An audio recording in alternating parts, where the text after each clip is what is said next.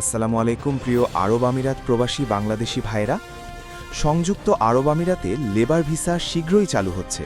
এদিকে ইরানের ড্রোন হামলার পর দুবাই বিমানবন্দরে সব ফ্লাইট বাতিল। সংযুক্ত আরব আমিরাত বিশ্বের অন্যতম উন্নত ও সমৃদ্ধ দেশ। উন্নত অবকাঠামো, আধুনিক প্রযুক্তি এবং কর্মসংস্থানের সুযোগের কারণে বিশ্বের বিভিন্ন দেশ থেকে মানুষ সেখানে কাজ করতে যায়। বিশেষ করে বাংলাদেশ থেকে প্রতি বছর হাজার হাজার শ্রমিক জীবিকার সন্ধানে এই দেশে পাড়ি জমান। সাম্প্রতিক সময়ে নানা কারণে সংযুক্ত আরব আমিরাতে শ্রমিক ভিসা কিছুটা সীমিত ছিল, তবে এখন আবার শ্রমবাজার চালু হওয়ার সম্ভাবনা দেখা দিয়েছে। লেবার ভিসা চালু হলে বাংলাদেশের অনেক বেকার যুবকের জন্য নতুন কর্মসংস্থানের সুযোগ সৃষ্টি হবে। এতে তারা বিদেশে কাজ করে অর্থ উপার্জন করতে পারবে এবং দেশের অর্থনীতিতেও গুরুত্বপূর্ণ অবদান রাখতে পারবে। সংযুক্ত আরব আমিরাতে নির্মাণ কাজ, পরিষেবা খাত, ড্রাইভিং, নিরাপত্তা, হোটেল ও রেস্তোরাঁ সহ বিভিন্ন ক্ষেত্রে শ্রমিকের চাহিদা রয়েছে। তাই লেবার ভিসা চালু হলে এসব খাতে নতুন করে কর্মী নিয়োগ বাড়তে পারে। এর ফলে অনেক মানুষ তাদের পরিবারকে আর্থিকভাবে সহায়তা করতে পারবে এবং জীবনমান উন্নত হবে। তবে বিদেশে যাওয়ার আগে সঠিক নিয়ম মেনে সরকারি অনুমোদিত এজেন্সির মাধ্যমে ভিসা করা খুবই গুরুত্বপূর্ণ। অনেক সময় অসাধু দালালদের কারণে মানুষ প্রতারিত হয়, তাই সবাইকে সচেতন হয়ে বৈধ উপায়ে বিদেশে যাওয়ার চেষ্টা করতে হবে। সবশেষে বলা যায়, সংযুক্ত আরব আমিরাতে লেবার ভিসা চালু হওয়া বাংলাদেশের জন্য একটি সুখবর।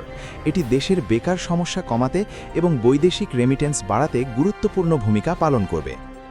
এদিকে ইরানের ড্রোন হামলার পর দুবাই বিমানবন্দরের সব ফ্লাইট বাতিল। ইরানের বিস্ফোরকবাহী ড্রোন হামলায় সংযুক্ত আরব আমিরাতের দুবাই আন্তর্জাতিক বিমানবন্দরে ভয়াবহ অগ্নিকাণ্ডের ঘটনা ঘটেছে। গতকাল রোববার মধ্যরাতে ঘটা এই হামলার পর নিরাপত্তার স্বার্থে সাময়িকভাবে সব ফ্লাইটের উড্ডয়ন ও অবতরণ বাতিল করেছে বিমানবন্দর কর্তৃপক্ষ।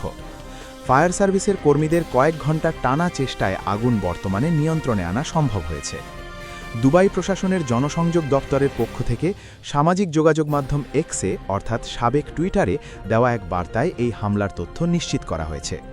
এতে বলা হয়, রোববার মধ্যরাতে ইরানের ছোড়া বিস্ফোরকবাহী একটি ড্রোন সরাসরি দুবাই বিমানবন্দরের একটি জ্বালানি ট্যাঙ্কে আঘাত করে। এতে বিকট বিস্ফোরণ ঘটে এবং মুহূর্তের মধ্যে বিমানবন্দরের বিশাল এলাকা জুড়ে আগুন ছড়িয়ে পড়ে। পরে ফায়ার সার্ভিসের ব্যাপক তৎপরতায় আগুন নিয়ন্ত্রণে আসে।